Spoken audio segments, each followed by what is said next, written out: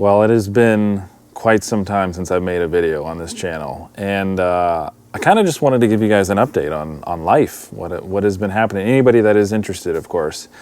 3 years ago, my wife and I had a son. It's been amazing. A year ago, we had a daughter. So we have 2 kids now. So that's been a huge chunk of my life, is being dad, and I've loved it. It's been really so much more fun than I expected, and challenging, of course. So what's new on the horizon for me and my family? 3 years ago, I started working with my buddy Harvey Gerlitz.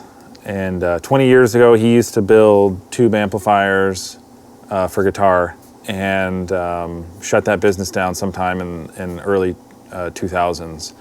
So I've been working in the same shop with Harvey. He has his own space behind me somewhere.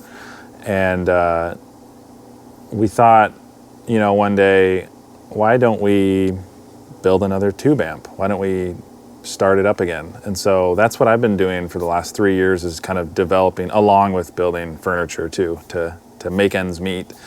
But we've been developing a new tube amp, and it's kind of different. It's unique. So if you want to follow along on that journey, links are below. Go to the YouTube, subscribe, go to the Instagram if you want.